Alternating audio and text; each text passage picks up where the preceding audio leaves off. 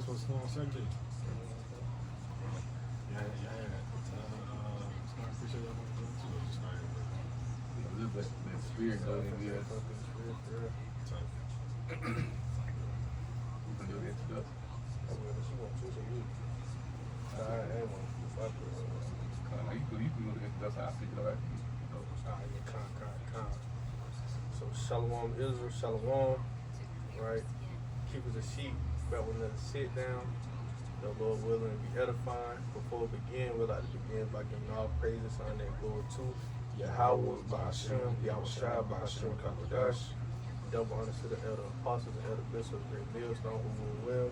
Shalom to the hopefully elect, beginning with the 144,000. Shalom.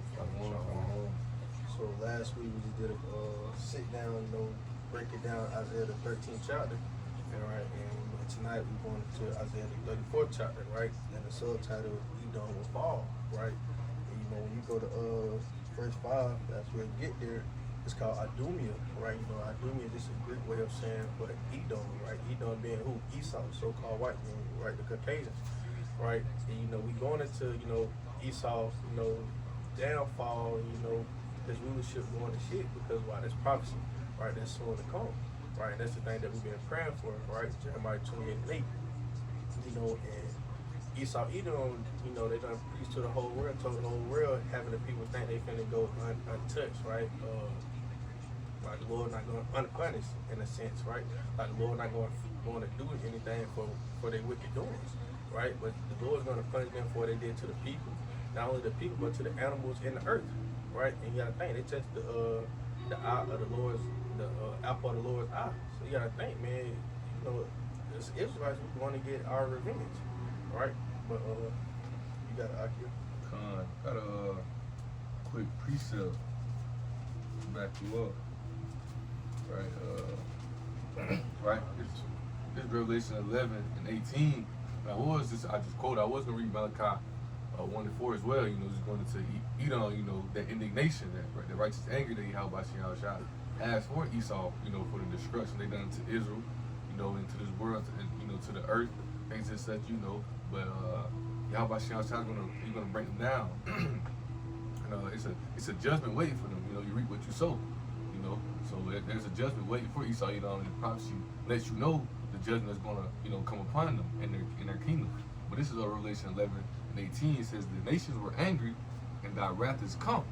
Right? It says in the time of the dead that they should be judged, that thou shouldst give reward unto thy servants, the prophets, and to the saints. The saints are the Israelites, but the elect are called to be saints, right?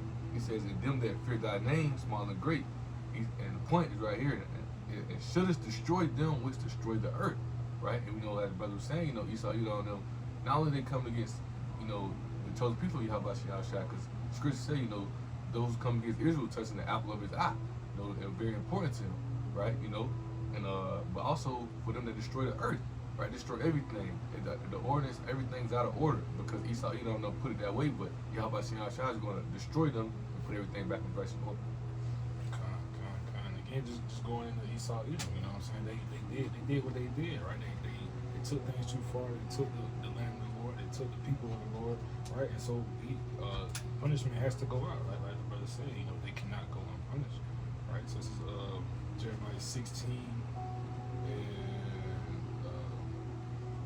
to give you a little bit of context, right, this is verse 13, right? It says, therefore will I cast you out of this land into a land that you know not. We're talking to the Israelites, right? Into a land you know not. Where we at? Right here in Babylon, America, right? So we're and what land will we cast out of? Israel, right? So continue on. It says, neither ye nor your fathers, and there ye shall serve other gods day and night, where I will not show you favor, right? But continue down to verse 18, right? But yeah, I'll continue to verse 18. It says, and first I will recompense their iniquity and their sin double, because they have defiled my land. They have filled mine inheritance with the carcasses of their detestable and abominable things. And again, this is talking about Esau, Edom, right? They stole the land of Yahweh Shah. So what does he say again? At first, I will recompense their iniquity and they're seeing double, right? So whatever they did to us, right, it's going to be done unto them. You know what I'm saying? Double, right? So they put us in captivity and such. They're going to go into captivity, right? They killed us with the sword, so what? They're going to die by the sword. You know, so on and so forth. Con, that's a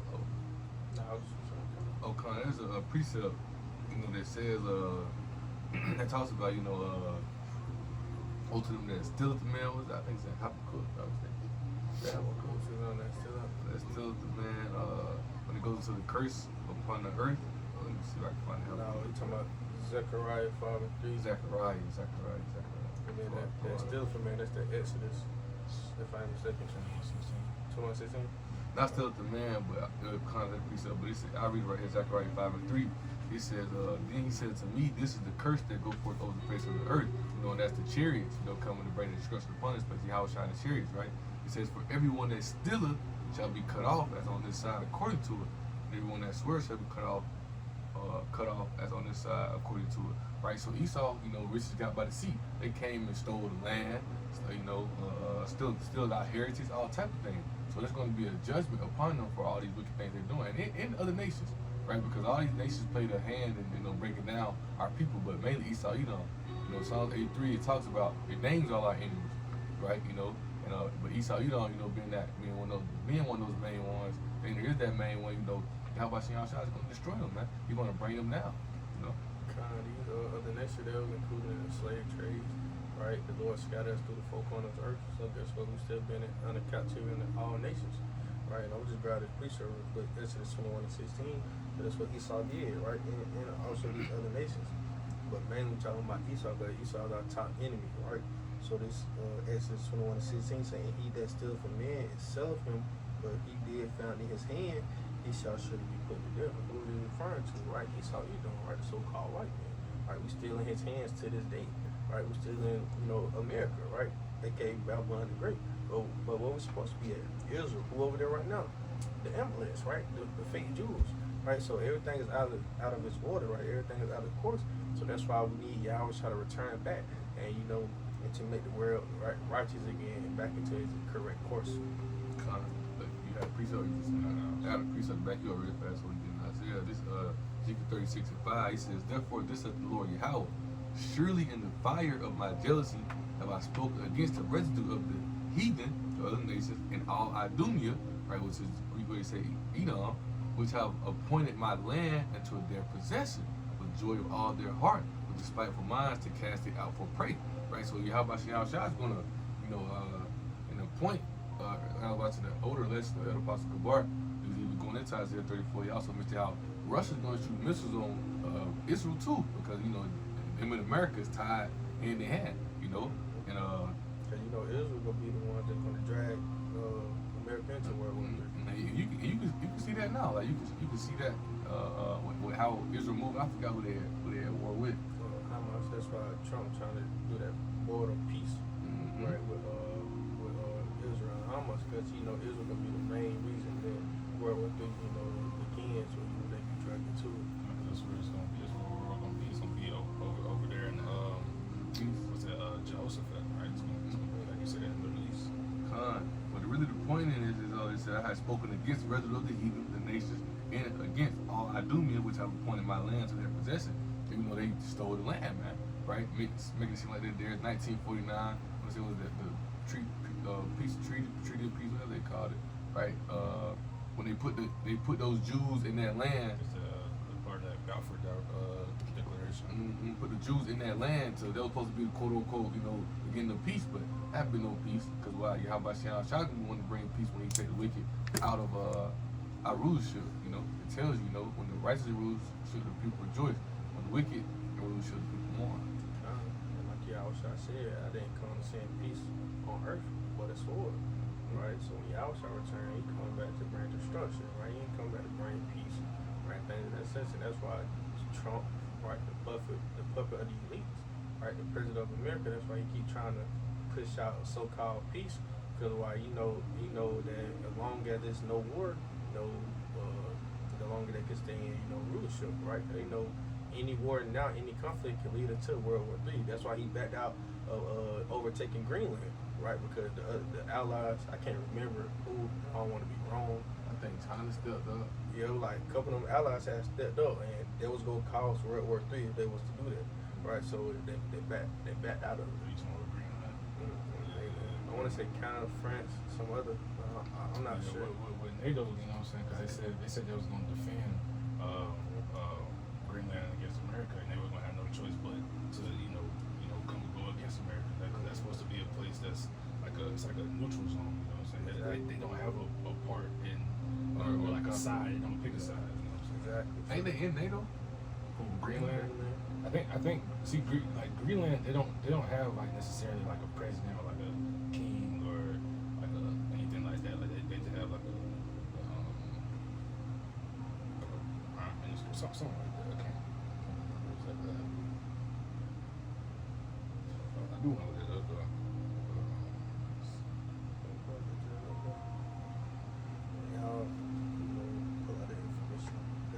Yeah, Greenland's a part of NATO. So that's gonna cause that, but that also goes into the clay. That part of the kingdom. But it also goes into the clay and the iron. You know, it talks about it. Daniel, I said it's chapter 2. Clay and iron, how they don't mix, man. We're going to talk about NATO, how they don't mix, man. There's always a conflict between them. But at the end of the day, America's that great whore which sit in that top seat, the Rotterdam Empire, right? So really, what America say goes, right? You know, behind the scenes, they probably said peace, but I wouldn't be surprised if Trump them still getting the oil from there, telling them, we ain't just gonna come out and bring a war because that's gonna stop our new world order, right? That's what they made objective that push that new world order. But hey, we still need that oil because those resources would keep America up there. They need those resources to stay up top, right? Like, because that's what they don't have like their own military.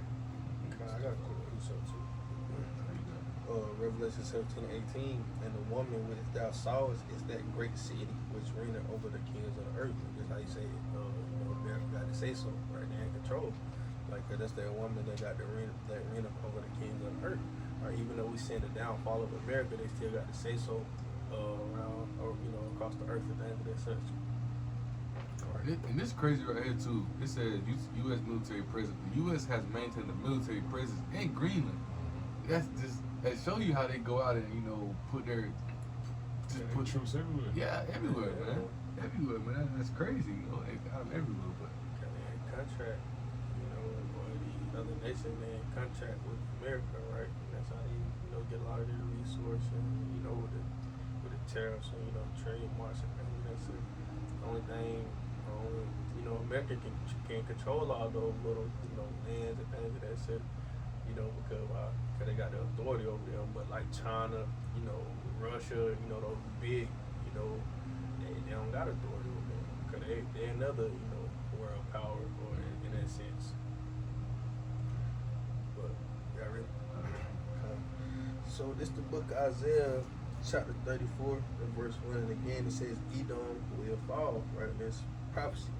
So this verse 1 say, come near, ye nations, to hear and hearken, ye people, let the earth hear, and all that is therein, the world and all things that come forth of it.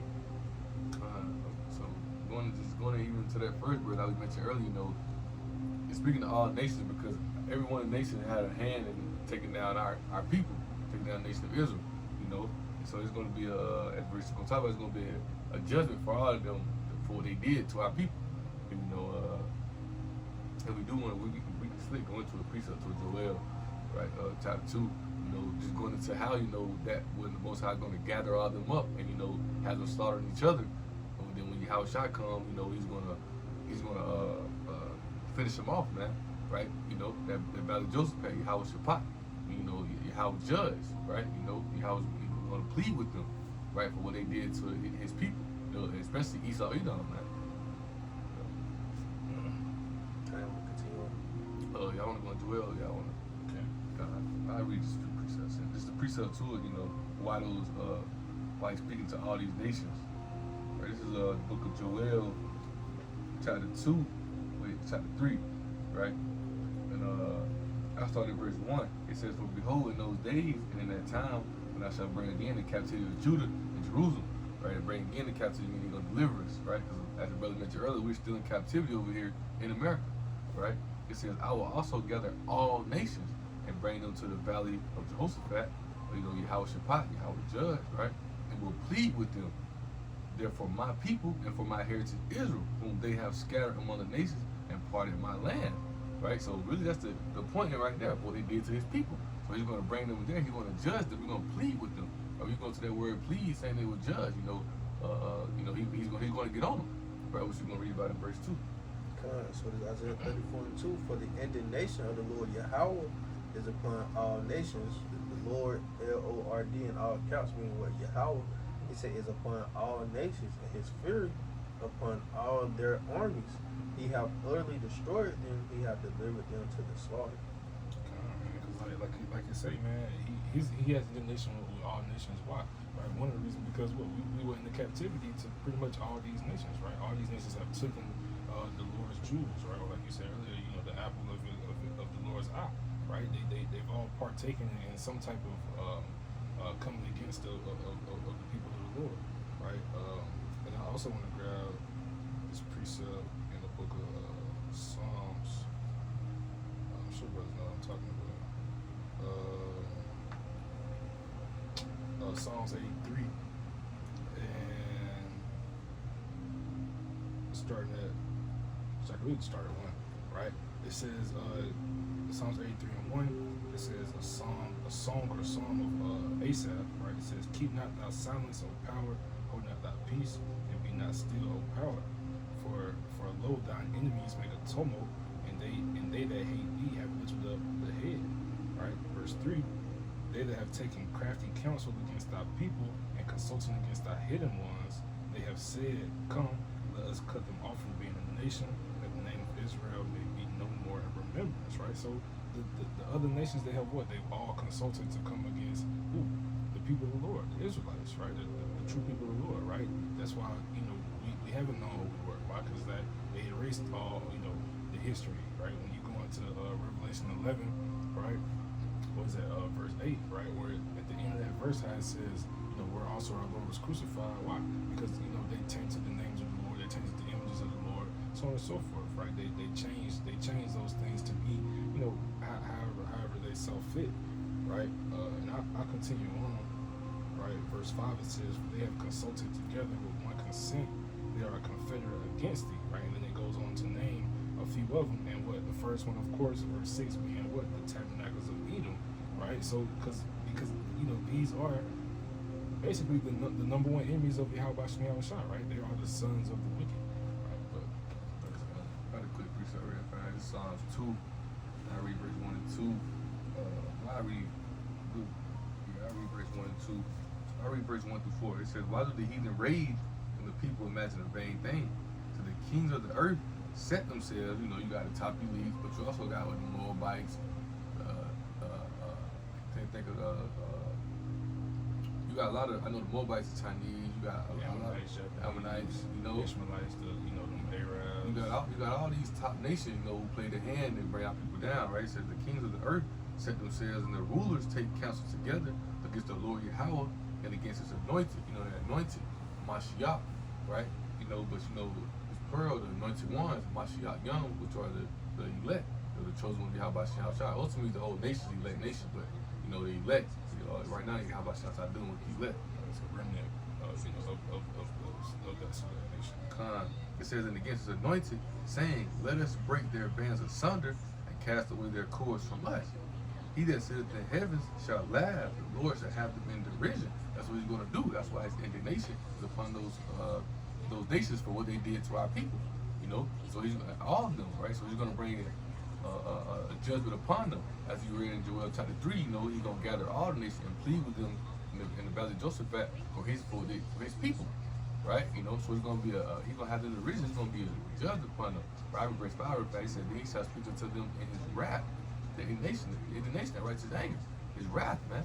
All it's gonna be 1 hour. You got the missiles, the chariots. It's gonna be, he not playing, right? And I'm gonna just bring out this quick precept. How you said Esau is the Lord, basically top rule, right? Especially for us anyway. So this Psalm 7 and 11, it says, the Heavenly Father judgeth the righteous, and the Heavenly Father is angry with the wicked every day. Right? And do the wicked in. Esau, Edom. You know, I said in Romans, the 9th chapter, and Malachi, that Malachi the 4th chapter, or the first chapter, Con. I say that he ate Esau. Also, what they Romans as well, like he talking about love. Esau about it. Kind of, so the Lord don't like Esau, right? The Lord don't give a damn about him, but the Lord, you know, the Lord hate Esau for his wicked doings, right? For the killing, the stealing, the deceiving, everything he did to the Lord's people and to his earth, right? Even to his animals, right? So the Lord have to pay that indignation to Esau, not only Esau, to the other nation. That's why he said it'd be like a spittle unto him, right? So here's this chapter. That was a quick point. It's really easy to see who the enemies of the Lord is, because they have a whole book dedicated straight to their destruction, right? You read the book of Obadiah, which is it's one chapter, but it's all about what's going to happen to Esau, and their destruction, what's going to happen to them, and and why it has to be that way. Even chapter we going to now, it's giving you this Isaiah seeing this, the aftermath of what we read in Joel chapter 3 of Armageddon, World War III. He just the aftermath of what he's seen when Yahweh Shah tried to destroy Esau, Edom, and these other nations. Right? They said Isaiah and John the Revelator, they basically seen the same thing. They basically had the same vision. And described it, in different ways.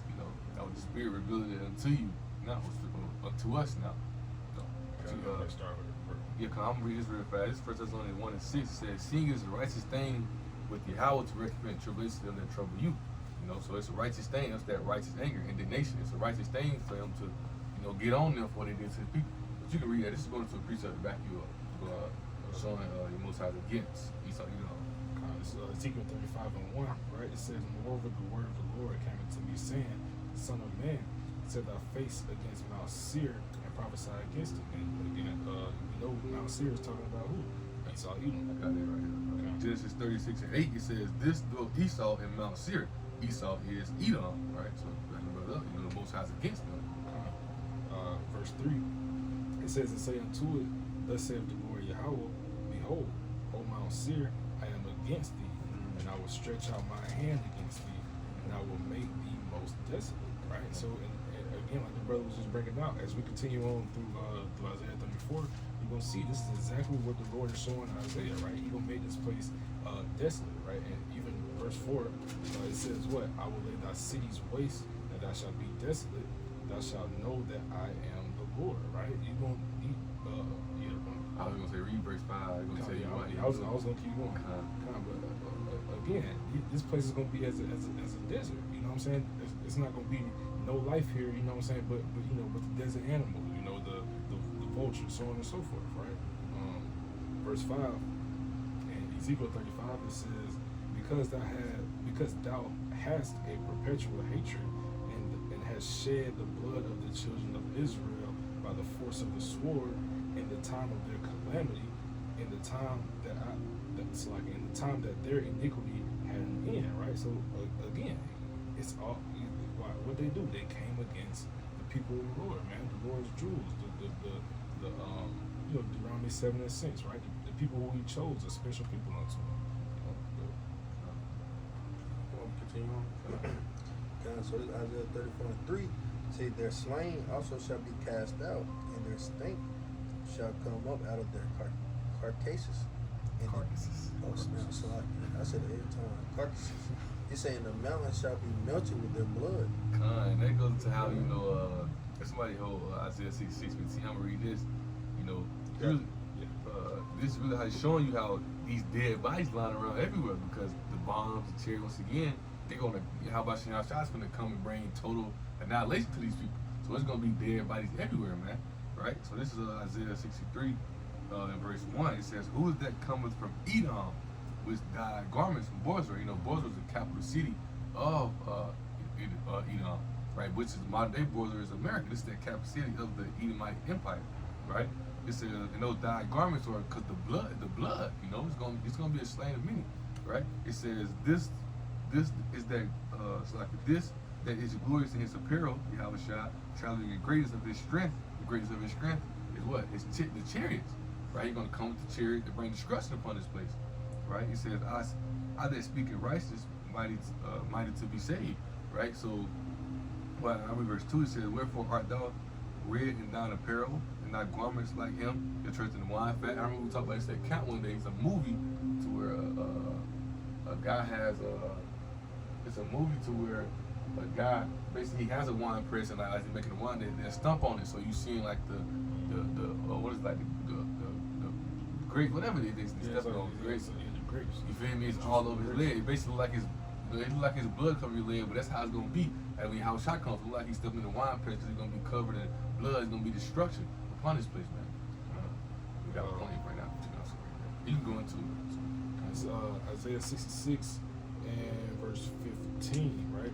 It says, "For behold, the Lord Yahweh will come with fire," right? Because again, he came with how he come into the people, you know, the first time he did it with a flood, right? Where he made a promise to Noah, you know what I'm saying, by way of that, you know, that's what the rainbow is supposed to be a symbol of, but of course when in Babylon they changed it to be, you know, the pride thing, right? But he made a promise. He said, what? He's not gonna flood the earth again, but you know, so since he did that, well, how's he gonna come this time? With fire, you know what I'm saying? He has to come and burn this place. Continuing on, it says that with his chariots like a whirlwind. Why? Because again, this is gonna be their war. You know, when Yahushua come back, you know, they come on those chariots, right? There's verses that talk about, you know, lasers gonna come from these chariots, and you know, so on and so forth. It's gonna be a bunch of destruction. As it says in you know, I just realized that C3 says the greatness of his strength.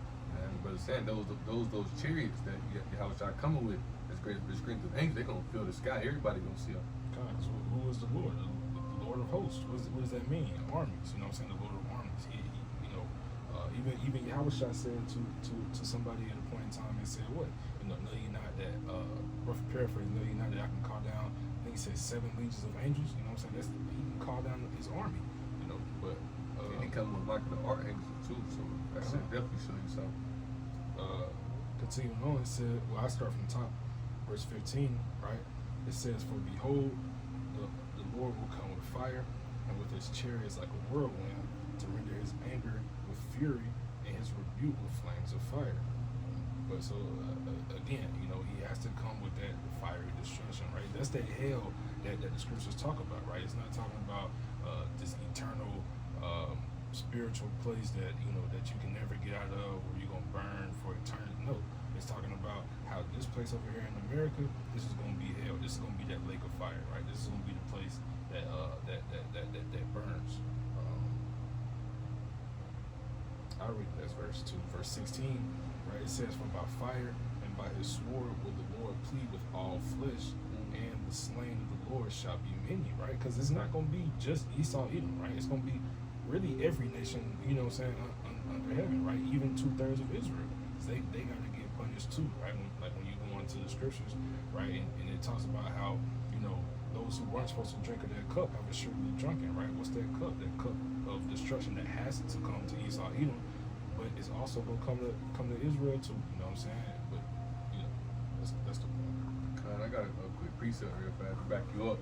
And going into how you had mentioned those chariots, how they gonna be shooting those laser beams. Right, this Habakkuk 3 and 4. It says his brightness was as a light. He had horns coming out of his hand, and there was the hiding of his power. Right, I will show you what those horns. If you go into the definition of the word horns, go to the Greek. The word is karen. Karen. It says horn of strength, flask, container for oil, horn, or a horn like projects on the altar of rays of light, man. Right, and we read it in NLT. That's exactly what it says. It says, his coming is as brilliant as the sunrise. Rays of light flash from his hands, where his awesome power is hidden, man. So that's those laser beams from those chariots gonna be beating people up. He's gonna cause that slain of many, which, you know, Isaiah 3 and 4. It's like Isaiah 34 and 3 talks about. Just to further prove that point, like you said, you know, rays of light. And what is a laser? It's just a concentrated light or a concentrated heat, right? It's just all in one place, right? So just to prove that point. But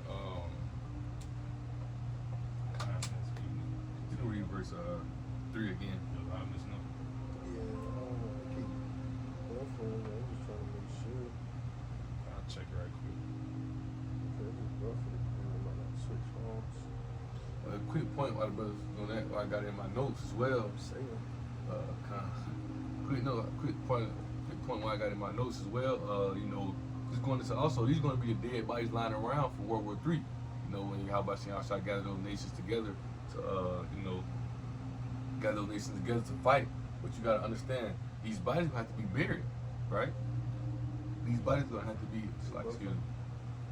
But these bodies going to have to be buried, man. And that goes into Ezekiel 39, where it talks about that continual employment, right? I get straight to the point with it. I read that real fast. Ezekiel 39, and verse 14, it says, "They shall sever out men of continual employment, passing through the land to bury with the passenger those that remain upon the face of the earth, to cleanse it at the end of the 7 months shall they search. And the passengers that pass through the land, when any sees the man's bone, he shall set up a sign by it, so the buriers have buried it in the valley of Hamanah," right? So we're going to be picking those top elites. Those going to be the ones who going to be making those who build those bunkers. Yeah, y'all can get through it, right? But guess what? You're going to continue employment, right? Employment is captivity, slavery. They're going to be burying those dead bodies that's laying around after World War III, man. Right? There's Isaiah 34 talks about. I got a piece of it. Just going to what you're going to. Now that's why I said that their slain also shall be cast out, and their stank shall come out of the carcasses, and the mountains shall be melted with their blood. So those dead bodies lying all around, those bodies will have to be buried. Which we're going to make those elites bury those bodies, man. We're gonna make them continue employment. They're gonna be our they're gonna be house shot first captives. They're the ones we're gonna have first, man.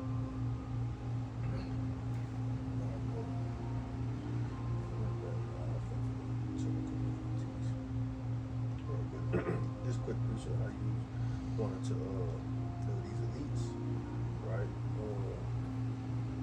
Cause these elites, they ain't gonna taste that death, right? They go, they gonna survive. They gonna go into, they'll be put in the shackles and go into captivity, right? When New Jerusalem coming apart, New Jerusalem talking about the people coming down from heaven to come down for the chariots, right? They'll come, get the elites and things of that sort. So this James 5 and verse 1.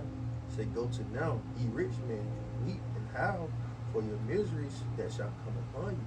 He said, "Your riches are corrupted, and your garments are moth-eaten."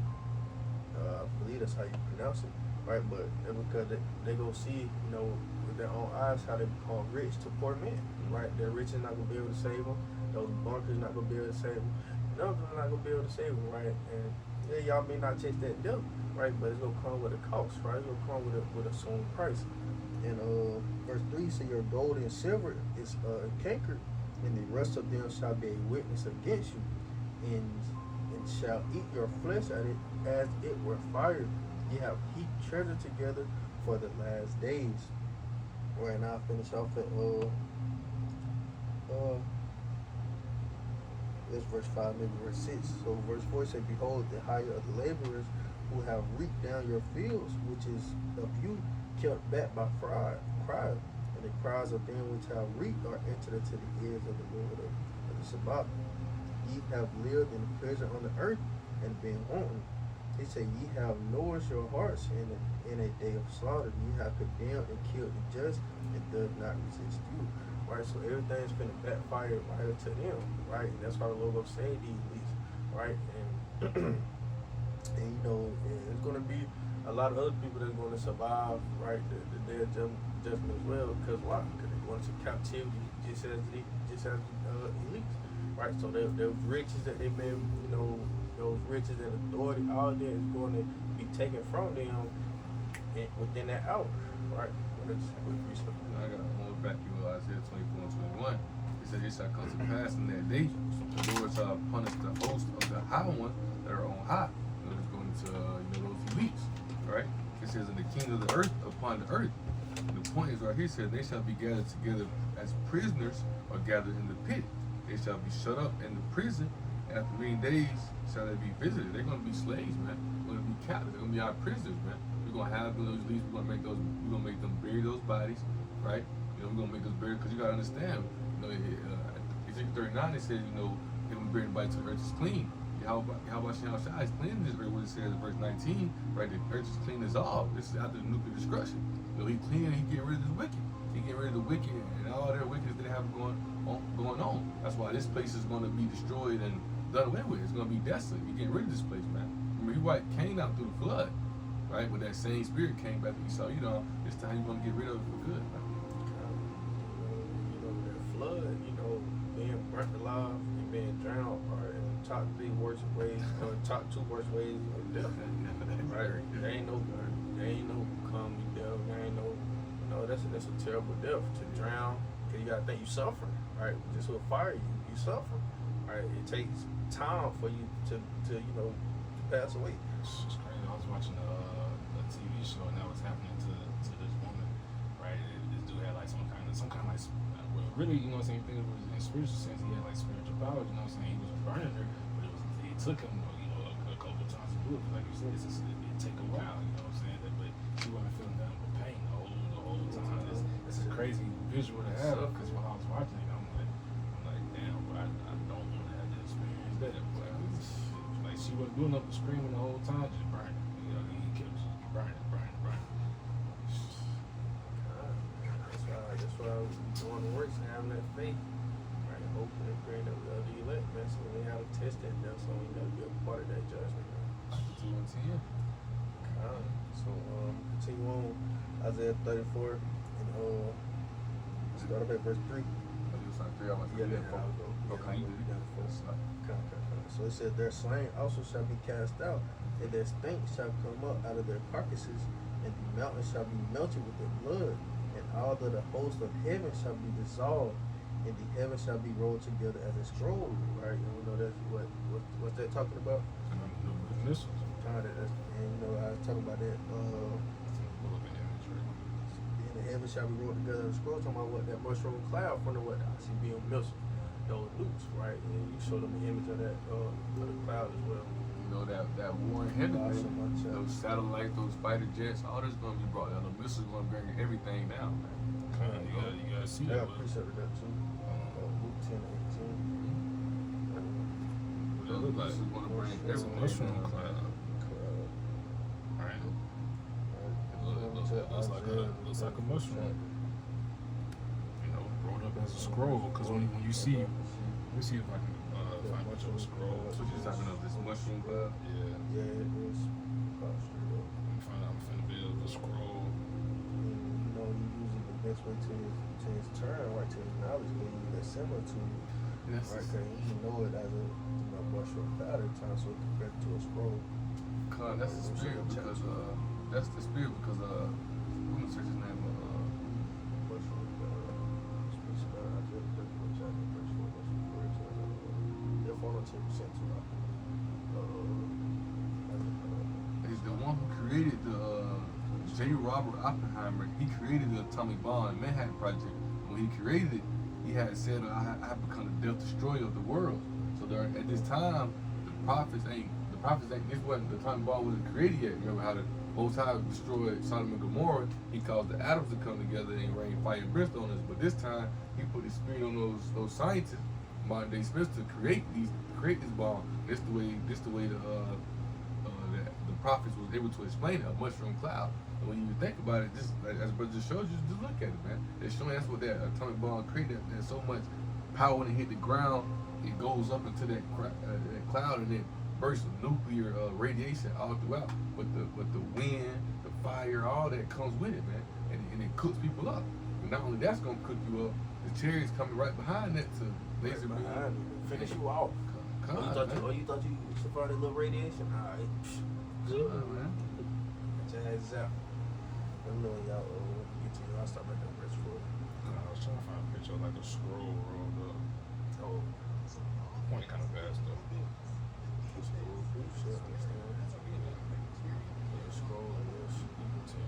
So I'm gonna start back up at verse 4 from the top. Isaiah. Real fast, right? It says J. Robert Oppenheimer, the father of the atomic bomb, famously recalled the line, "Now I am become death, the destroyer of worlds." Because that's what it's going to be, the destroyer of this world, man. The atomic bomb is going to be the destroyer of this world, man. That's why they've been mutually assured destruction. They don't want to go into war because they know it's not going to be a war. Isaiah 1:9. Old wars fought with swords, man. So this war is going to be fought. Nuclear bombs hit and a nuclear war, man. everything gonna be wiped out. What they're in our wars. Revelation 11:14. You know, it's that third wolf. You know.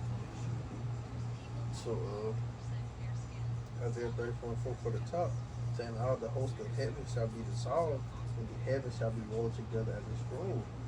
This is explain what it's referring to. It's saying all their hosts shall fall down as the leaf falls off of the vine, and as a fallen fig from the fig tree. So there's those fighter jets, satellites, all that. The missiles gonna bring all that down, man. You gotta think, how about y'all spirit gonna be in these missiles to hit exactly where they supposed to?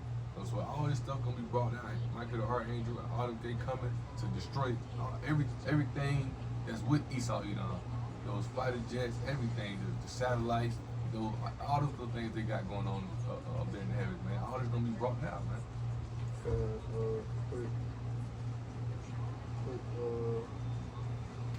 So, second Ezra 16, I started verse 1.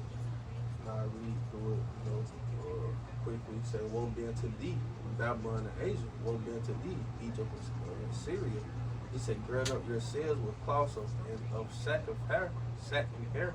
Bewail your children, be sorry, for your destruction is at hand.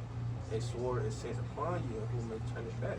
A fire is sent among you, and who may quench it? Players are sent unto you, and what is it? What is he that may drive them away? Make any man drive away a hungry lion in the woods, or make anyone quench the fire and stubble when they have to run to burn? Make one turn again the arrow that is shot of a strong archer? The mighty Lord sendeth the plague, and who is he that can drive them away? A fire shall go forth from his wrath, and who is he that may quench it? He shall cast lightning, and who shall not fear? He shall thunder, and who shall not be afraid? The Lord shall threaten, and who shall not be utterly beaten to powder at his presence." Right? Get to the point right here, verse 12, 13. Right? It reads in verse 16. So verse 20 said, "The earthquake and the foundations thereof, the sea arising up with the waves from the deep, and the waves of it are troubled, and the fishes thereof also before the Lord, and before the glory of his power. For strong is his right hand that bendeth the bow, his arrows that he shooteth are sharp, and shall not miss." Right? So like the brother was saying, the spirit of Yahweh Bashim Yahweh Shah and Michael the Archangel is going to be in those ICBM missiles to hit exactly where it's supposed to be. Right? Like it said, for strong is his right hand that bendeth the bow, his arrows that he shooteth are sharp, and shall not miss. When they begin to be shot into the ends of the world. I was talking about what those ICBM missiles, because when they start hitting America and Israel, guess what's going to happen? It's going to be the end of Esau's rulership, the end of Esau's kingdom, right? The end of this world, right? But we know the end of this generation, we know the world about it forever, like it speaks of in Ecclesiastes, the 3rd chapter. But it's talking about the end of Esau's rulership, the end of this generation, right? So, kind of, that was the point. All kinds of things. Just going into like the scriptures say, Esau was the end of the world, and Jacob was the beginning of that follow. I'm gonna read this Isaiah 34:4 in the NLT. It says, "The heavens above will melt away and disappear like a roll of a scroll." Right? To show that much in the crowd how it's gonna go up. Right? It says the stars, which is what those missiles, will fall from the sky like weathered leaves from a grapevine or shriveled figs from a fig tree. So these missiles, like the brothers ready on, these missiles coming, man. These missiles coming. And the Most High Spirit is in them, so there ain't no ducking it, ain't no outrunning it, The only ones gonna get to those bunkers is those elites, because Yahweh not gonna allow them to, right? But you gotta think, these people gonna be in the Valley of Josaphat, World War III. You gotta think, they gonna know when World War III, slit gonna be in action before most people do, right? That's why they already been down. They gonna already flee today. They gonna already be running, hiding. Once things really ramp up, because they know what's coming. No man knows the time except Yahweh Shah, but they know what's set for them, man. Yeah, they gonna see the signs. They gonna see, oh shit. If you gotta think they're the elite, they run everything. So they gonna know, oh shit, man, okay, this is the start of World War III. You gotta think no bunkers filled with water, food, entertainment things, etc. Right? So you gotta think they can maybe I think they got underground cities. I think they said, man, no telling how long they could be able to live under those bunkers. You know what I'm saying? As soon as they see Russia really get on that, they gonna run. They gonna run to those bunkers and hide, man. It speaks about the Revelations, right? How they would try to run to the mountain and say, hide me, right? But start back at Isaiah 34th chapter, in verse 5, he said, for my sword shall, okay, so we'll grab Luke 10:18 real quick. Just a quick precept. So Isaiah 34:5 said, for my sword shall be bathed in heaven. Those missiles. Kind of, right? Lord, and you know, the Lord, bringing destruction upon Esau and their military, right? Which are, obviously going to be up in the heavens, right? With those fighter jets, those planes. That's why they trying to make these high-tech ass fighter jets and things that says to be able to compare with the so-called UFOs, right? And that's why, if y'all watch Stranger Things, they got that little technology, how they stopped with Elle and the other girl, that ecosystem, and they stopped everything. Screaming. And so it's even showing you the moves, and one of the elder brothers just did a lesson on it too. I think it was like 2 days ago they did a lesson on it, right? And just showing you how Esau had these technology. Oh yeah, cause they use the same thing to take over Venezuela, right? Cause they use that thing to do something to the people or something like that. So they put in the Stranger Things too, right? So that's crazy how Esau technology, they using these technologies because they go try to make war with the Lamb, right? And the angels, right? That Lamb being who? Yahweh. Right, you got a point or something real quick? Yeah, I had read it last time. I was trying to see if they're gonna show me the same one. They're trying to hide it, but it's basically this new nuclear, this new nuclear ray gun, but it's big. It's a big gun, right? And I read it last sit down we did last week, going into how they're gonna shoot nuclear powered rays, right? Which is it can split. It ain't showing what it is this time, but it can split a plane in 5 seconds. But it using it to shoot at the UFOs, things that say. Yeah, gun using to shoot at them, man. So Esau's trying to prepare, man. Esau's trying to prepare. So let's continue on. Say, for my sword shall be bathed in heaven. It shall come down upon Idumea, right? We already pronounced how Idumea is a great way of saying Edom. Edom being who Esau the Edomites, right? And it says, and upon the people of my curse to judgment. You got that real quick? Alright, so Luke 10 and 18. It says that he said unto them, I beheld Satan as lightning fall from heaven. Meaning he saw the destruction when he came back and took Esau and the nations out of Russia and destroyed their military, starting with their fighter jet. Right? So I want to get that Romans too. Because how Esau is the vessel that fitted for destruction. Alright, I'm just get straight. Was it Romans 9? So it says, what if the Heavenly Father willing to show his wrath and to make his power known, endured with long suffering the vessels of wrath fitted to destruction? You know that the vessel of wrath fitted to destruction is who? Esau, Edom, right? Edomites, right? They're the one that fitted to destruction. They're the one that's going to go into perdition and be defeated, right? And etc. Right, so brother ain't got that. I'll continue on. Okay, you got it. So verse 6, it reads. Oh, and we brought out precept before showing you that, Esau Edom is that curse to my judgment, right? The indignation. Malachi 1:4. We brought out Ezekiel 35. And brought out pretty other scripture to show you that Yahweh Shah. Even once again Isaiah 13 again was going to last week showing you Yahweh Shah is against Esau Edom. He's going to destroy them, right? Also, the brother had read Psalm 83 as well. You still got that? So this Romans 9 and verse 22.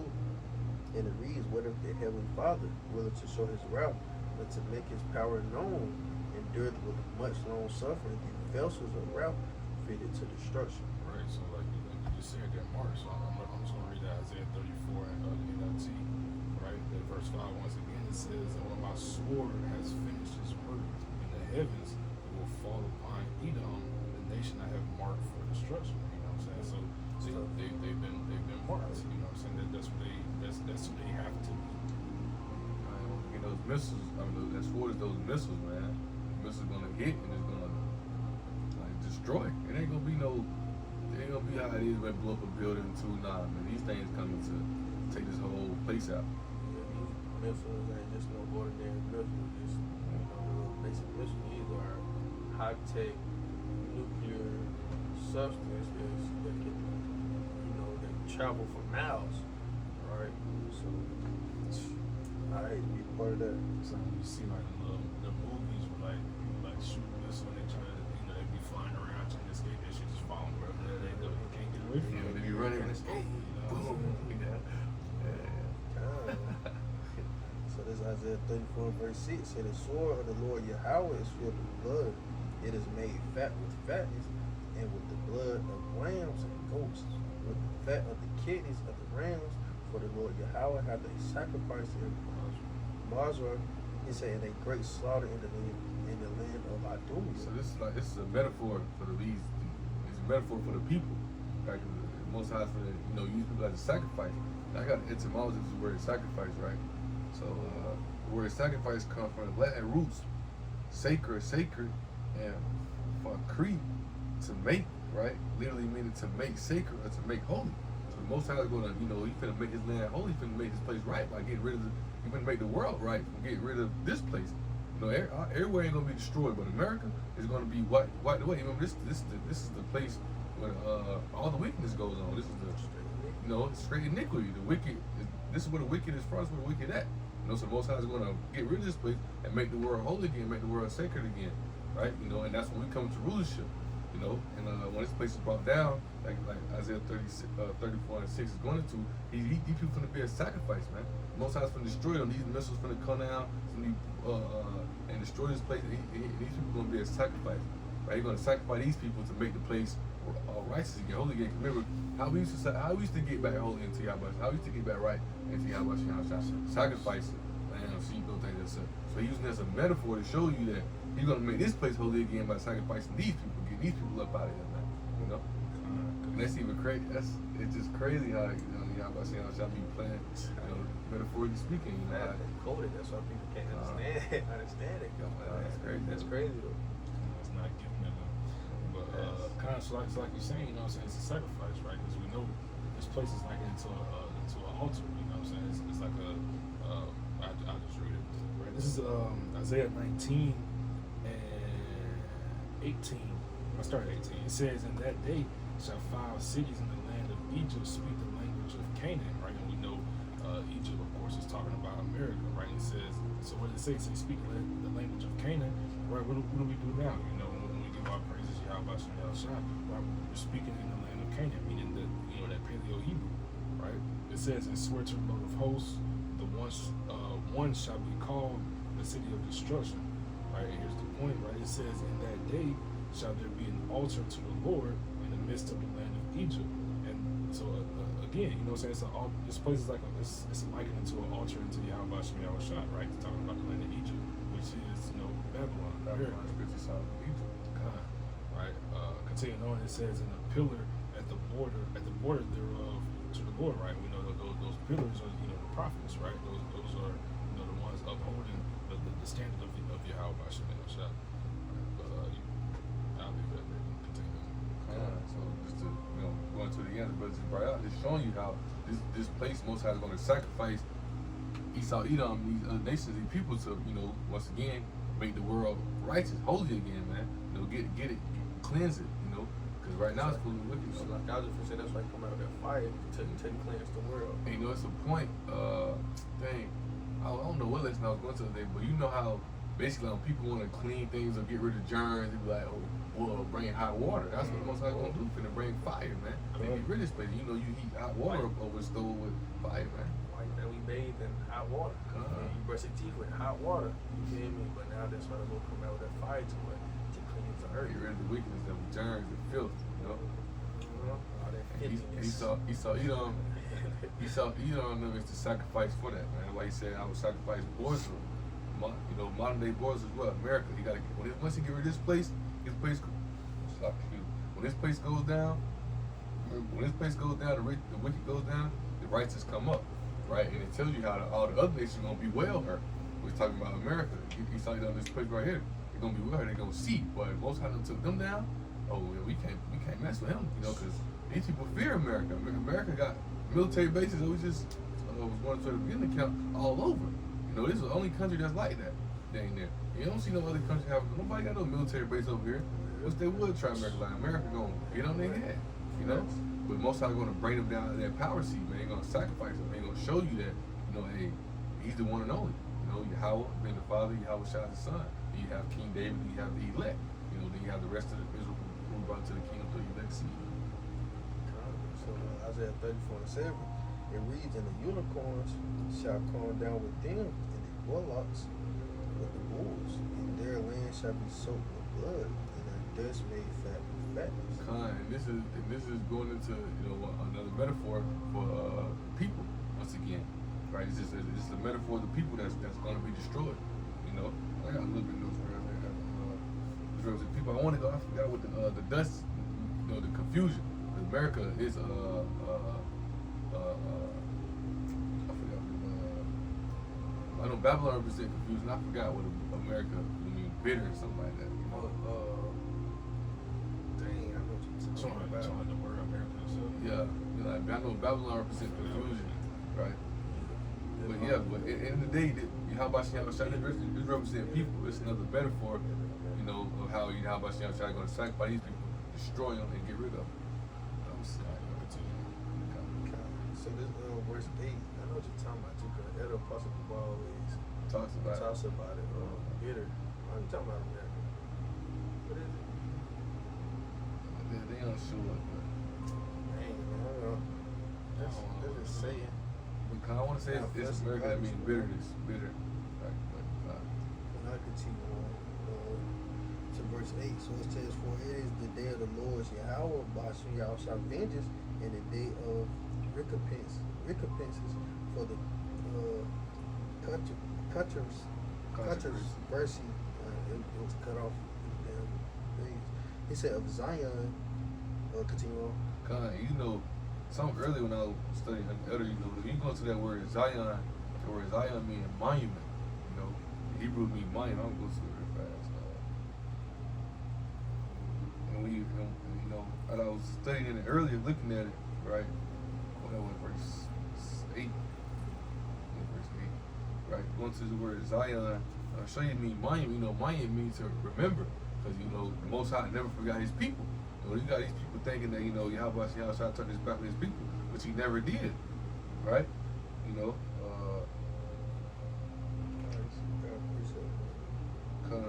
let's see, what's this? I was just saying it earlier.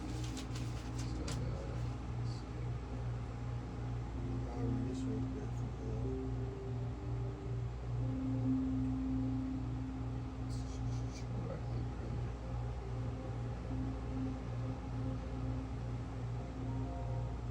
Oh, here it is, right? So it says the word is Sion. Let's see. Strong's H 6725. Sion. Sion. Sion. It says a signpost, a monument, right? Monument. You know they be having monuments of such here, such there was, because you remember something they did, remembering them. So the monument means to remember, right? See how about once again, how about Shai never forgot His people. You know, Esau, Edom, them, they thinking that how about Shai turned His back on them. You know, that's how you know they don't know He's dealing with the elect. That's how we have all this knowledge to understand how we have these things. Why He told her you should overcome them by the blood of the Lamb and word of His testimony. That spirit of prophecy, which the Spirit reveals these things to us, right? But He never forgot His people. He never let His people alone. Right? He don't change, right? Romans 11:1. I say then, how the Heavenly Father cast away His people? He says the Heavenly Father forbid. For I also am an Israelite of the seed of Abraham, of the tribe of Benjamin. Right? That's the Apostle Paul. You know, he said that. Right, we'll continue on. Oh, yeah, come Okay, so this Isaiah 34, verse 9 says, "And the streams thereof shall be turned into pitch, and the dust thereof into brimstone, and the land thereof shall become burning pitch." And that you know, when people look at this and say, "Oh, that's hell." Nah, this is the hell right here. You know, this is what hell is when how about Shai bring that fire and destruction upon this place, man. You know, how everything's gonna be burned, everything's gonna be burnt up, everything's gonna be on fire, man. But I think it says that in the T, if I'm not mistaken. Yeah, you know, T says Isaiah 34:9 says the streams of Edom will be filled with burning pitch, and the ground will be covered with fire, man. So this is that hell right here. This is the hell right here today that Yahweh Shai gonna bring destruction right here upon this place, and everything will be burned up. 2 Peter, I got it very fast. Read this right quick. Malachi. It's just Malachi 4:1, right? For behold, the day cometh that that shall burn as an oven, and all the proud, all that do wickedly shall be stubble, and the day that cometh shall burn them up, saith the Lord of hosts, that it shall leave them neither root nor branch, man. So this place is going to be burnt, you know what I'm saying, to a crisp, you know what I'm saying, as people say, you know. Now also talking about Esau as well, right? And that's twofold. You know, talking about Esau the 2/3, right? God said neither lead them, neither root nor branch, meaning what they're going to be done away with. Right, when you cut down a tree, when you pull up the roots, it's over with, right? It's dead, right? Done away with. But if you cut the tree, you leave roots in the ground. That's what that tree can still do. They can grow. What they call it? They call it a family tree. You know what I'm saying? So you pull up the roots, your family, you can't come back. Isaiah 14, son, nephew, I think it's 21. I'm not mistaken, the priest of it is, but it's 2 Peter 3, gets right to the point, verse 12. It says, looking for and hastening unto the coming of the day of Yahweh, wherein the heavens being on fire shall be dissolved, and the elements shall melt with fervent heat. So that's that, you know, this place gonna be destroyed. But that, I wasn't even paying attention. I forgot you said it's the old song. Alright, so I was using But getting back to it, you know,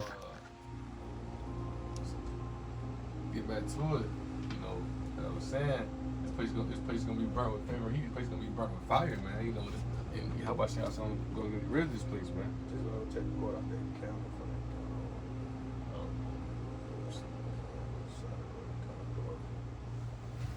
You can see it already. I see it, man.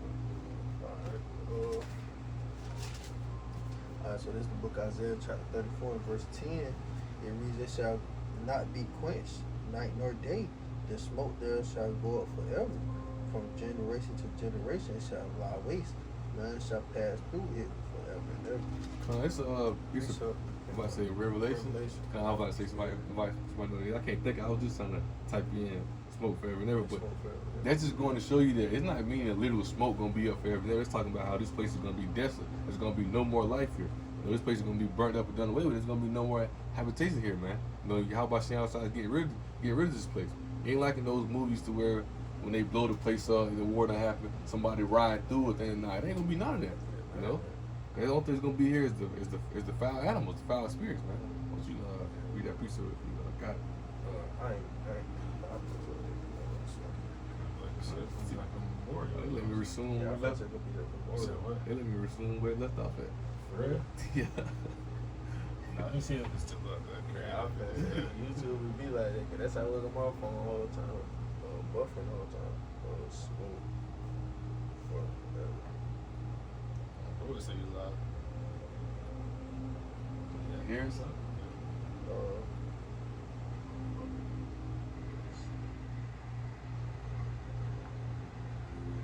I don't know, young boss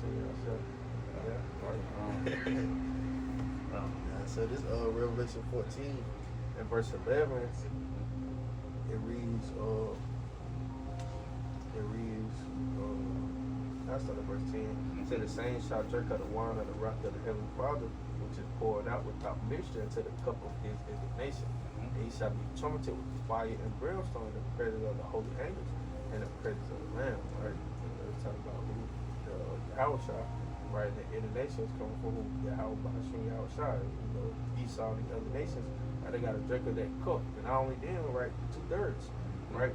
That cup of his indignation. So verse 11 being the point, saying the smoke of their torment ascended up forever and ever, and they have no rest day nor night, who worship the beast in his image, and whosoever receiving the mark of his name. So once again, that smoke forever and ever, man. It's showing you how, you know, it ain't no coming back.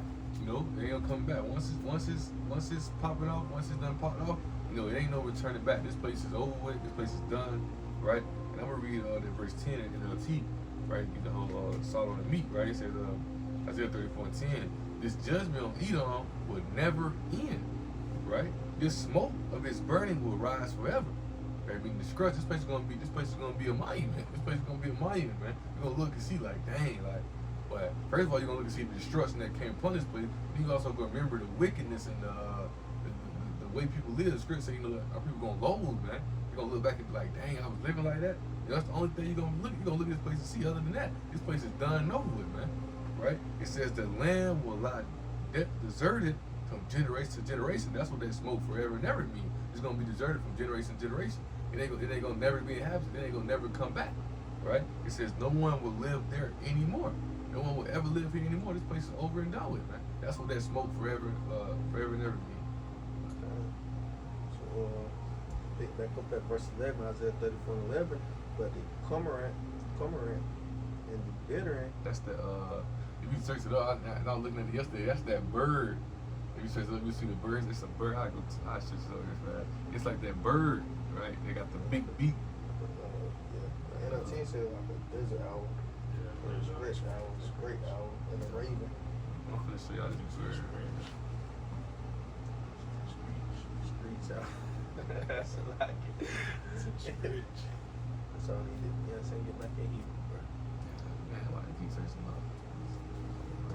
English language is the hardest language to learn. There. It's the cormorant right here. The bird right here. It's like unclean animal, unclean bird. Man. Those unclean birds is gonna be here, man. But you can continue on. So it said, the bittern shall possess of it, the owl also and the raven shall dwell in it, and it shall stretch out upon it the line of confusion and the stones of emptiness.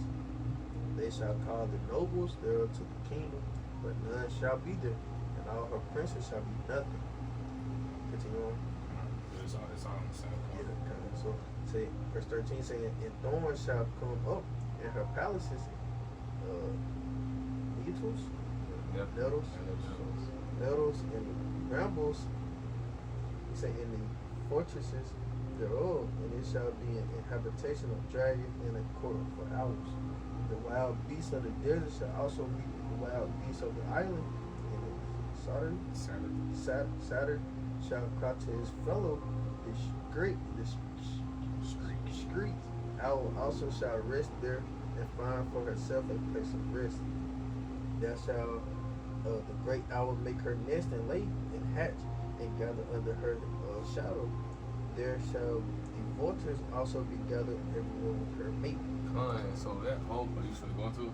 Yeah, but you got. Okay, I was about to say that whole, those precepts you just read is in the same thing of how these unclean animals, that's the only thing that's going to dwell here, these unclean animals, these unclean beasts. That's the only thing that's going to be here. But you got, I was going to cover precept. Kind of like I was what you finna grab. Really say anything in front Oh, of kind of. You got it. You should grab it? I was getting Isaiah 13. Okay, come here.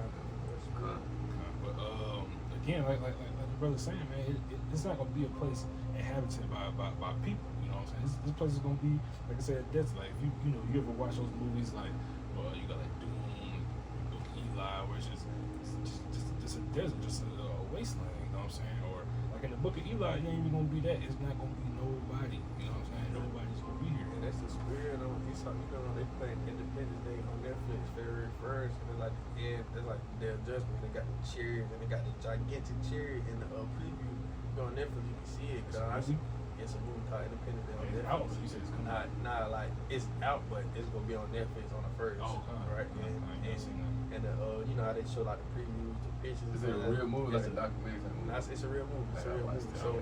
So it got a big gigantic chariot coming out of the clouds on the front page, and all that. But yeah, they know. And it's crazy because but the other had just quoted. I think it's quoted Terminator. Yeah, Terminator. Yes, and Terminator. When they say it's aliens, I ain't never watched Terminator. I ain't gonna lie, but it's like aliens coming out of like the chariots. They fill the sky. The aliens fill the sky, but it's like aliens who come out of them. Yes. But there ain't gonna be no little green people. It's gonna be Yeah, the angels. How should I come? Yeah, they look just like us. You feel me?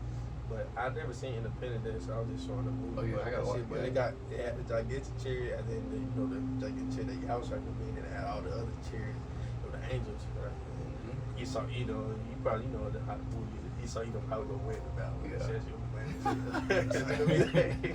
It's gonna be legendary. They overcome every time, man. Getting to the precept, this is Isaiah 13:20, right? It says, "It shall never be inhabited, neither shall it be dwelt in from generation to generation. Neither shall the Arabian pitch tent there, neither shall the shepherds make their fold there." Put on that Raven 15. Nah. They rather come over here, man, post up them stores and the hood, man. Ain't gonna be none of that no more, man. Ain't gonna be none of that. verse 21. It says, "But wild beasts of the desert shall lie there, and their houses shall be of doleful creatures, and owls shall dwell there, and satyrs shall dance there." So, like just bring it out. It's the same thing. It's the same thing that you read in chapter 34, right? You got your owls, satyrs, so on and so forth, right? Verse 22. It says, "And the wild beasts of the islands shall cry in their desolate houses, and dragons shall be and dragons in their pleasant palaces, and her time is near to come, and her days shall not prolong." It's gonna be, you gonna have the destroyed buildings, the places that would have been the White House is gonna be destroyed. That place still gonna be there. Our house is gonna be destroyed, but the land still things is still gonna be there. So you're gonna have these animals and these filthy animals, the unclean spirits run around here. Right, so I read Revelation 18 in verse 2. It says, "And he cried mightily with a strong voice, saying, Babylon the Great is fallen," which is America, right? Spirit of Sodom and Egypt, right? It says, "Babylon the Great is fallen and become the habitation." But remember, see, we just read you how Isaiah's seeing it, right? You see how Isaiah's seeing it in both verse 13 and verse chapter 13 and chapter 34. How Isaiah's seeing it, he telling you the animals, the things that's down. John, the Apostle John, now he's seeing it, right? He's seeing the downfall of this place. What he said, he cried mightily with a strong voice, saying, "Babylon the Great is fallen. It's fallen. It's become the habitation of devils, in the hold of every foul spirit, in the cage of every unclean and hateful bird." When the buzzer, all those things, you see buzzers, them hateful birds, man. They're not birds, that people look at it and look at that. Ooh, no, these are hateful birds, unclean animals. And they seeing the same vision, but they explaining it in a different way. And you see how this place ain't nothing gonna be here. And both visions you see ain't nothing gonna be here, but unclean birds and unclean things, man. It ain't gonna be no more life here. It ain't gonna be no more human habitation. No one will live here ever again. This place is going down forever. When you outside destroy this place, and these leaves, you bring these leaves back over here to pick up all the bones and all that shit. Birds gonna be picking at the eyes of the people, not like the dead, right? Eating up the flesh, eating up the bones, things that's it. They're gonna be laughing at these leaves while they picking them up in the other nation, while they picking up these bones and these dead bodies and shit like that, and how they showing away the animals and shit. You're gonna be laughing at them, man. Cleanse the earth, man. They're gonna make that clean all this shit up. Yeah, you can see all the shit in building. Now they say their loved ones buried them. Yeah, you go to Jeremiah the 6th chapter, they go to tell how we soon finna be seeing a lot of dead bodies on the streets. Man, they said like ain't gonna be no more funerals. And they said like we gonna get used how you used to go outside and you see dog poop and you just basically ignore it. Watch yourself. That's how you get the dead body. So, And another point too, how it goes to Esau gonna be renowned. They cannot have the same burial of us because we ain't gonna let them. The other nations go back to their land. And they're gonna get a glimpse of who we gonna let them remember who they are. Esau, they done. Once they done their slavery, we can tie them up and burn them away. They getting done away with. The other nations, once those 1,000 years are up, we gonna let them go back in their land because they gonna learn the laws and commandments by that point, right? So they gonna go back to their laws, go back to their land, and follow the laws and commandments. If they break them, there's a punishment unto death. It's gonna be a punishment unto death. But Esau, Esau, they're cooked. Once the that 1,000 years is up, they done they slavery. Guess what? Tie them all up, burn them all away, get rid of them. We're getting rid of the wicked, man. We're getting rid of the wicked. It's over for the wicked, right? Remember that sacrifice, man. It was make this place sacred, make this place holy. Most of us cleanse the earth. He's sacrificing them to cleanse the earth because he got to get rid of them. They're the wicked people who was destroying the earth. Isaiah 20 chapter 24. it caused all this bullshit. That's crazy. I just see the vision, bro. Like other kingdom and all that like this. Picture and You can, as El Pascual always say, this right here is showing us the glimpse of the future. You can like the brother you was saying, I can even envision it when you talking about how we gonna take them over here, make them. I can envision. You can see it. You can see it spiritually. You can envision. You can see it. You also can see the destruction. People screaming, running, don't know what to do. People crying. You can see all of it.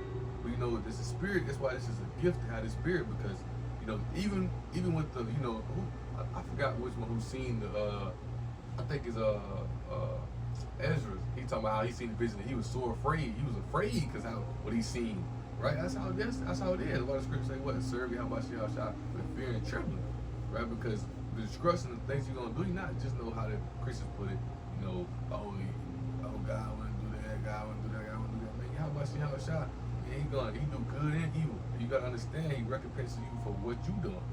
Right? So if you ain't put in the righteous work, guess what? You're gonna fall in the category of what's gonna come to this place. That's why we gotta give diligent. We gotta give diligent do work every day, man. We gotta subscribe because you can see the vision of this, what's gonna come upon this place. We don't wanna get caught up in that. Nah, man, the brother's just giving an example in the movie how the girl, she burning, ain't doing nothing but screaming, man. And this one, this ain't no movie, this is real life. Ain't no getting away from it. There was bombs hit, boom, chariots being moved up. So I continue on, Isaiah 34 verse 16. He says, seek ye out of the book of the Lord Yahweh and read. No one of these shall fail. Talking about the prophecy, man. Ain't none of the prophecies gonna fail. All these gonna come to pass. This prophecy we reading, it's gonna come to pass, right? It say, none shall want her mate. From my mouth they have commanded. It say, commended it. They say, in his spirit they have gathered him. Gathered who? Gathered the elect, Gathered the elect. Spirit, how about you outside? Gathered the elect. And they're out here prophesying and teaching this word. In the name of Yahweh Shah, giving warning. That's why he said, give a warning from me. Give you warning. We telling you about these things.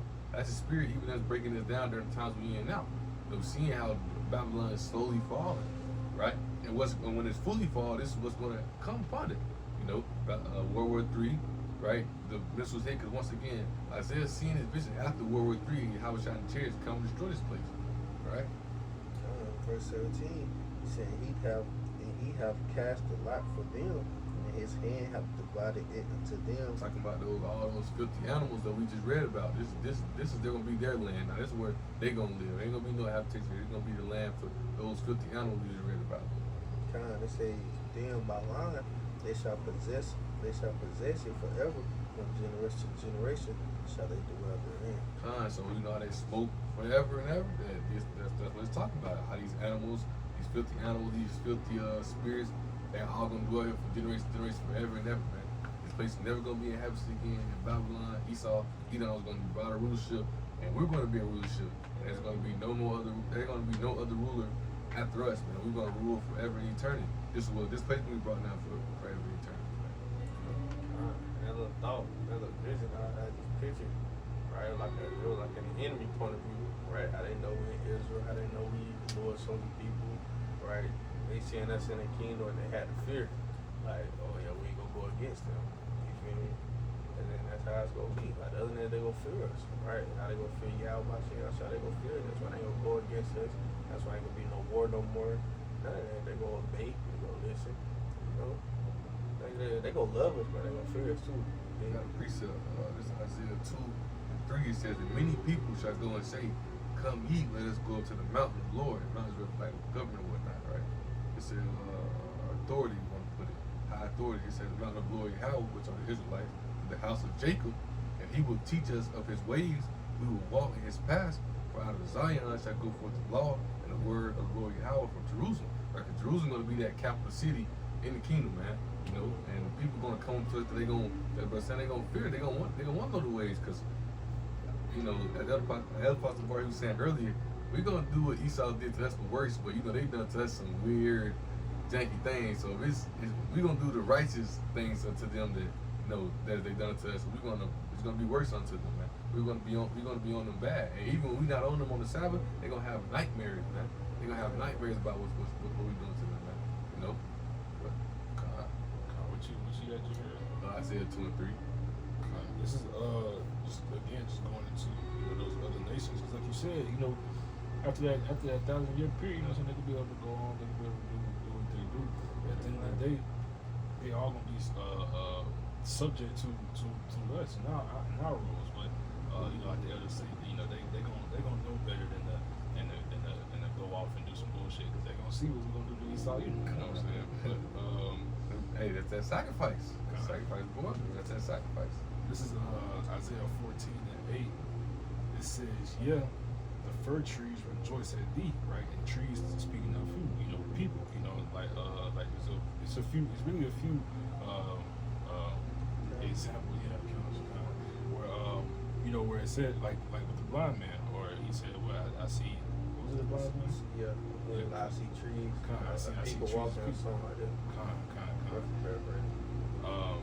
So continue. I start from the top again. Verse 8 it says, "Yeah, the fir trees rejoice at thee, and the cedars of Lebanon, saying, since thou art laid down, no feller is come up against us." Right. So, you know, it's gonna be like that, right? Once Babylon goes down, you know what I'm saying? That, you know, it's gonna be a righteous kingdom ruling. And it's gonna be a peace among the earth, right? Because like Yahweh said, you know, once we get back in our land and we're back where we're supposed to be, you know, we're not gonna have to worry about no wars and nothing like that. Ain't nobody gonna come up against us, you know.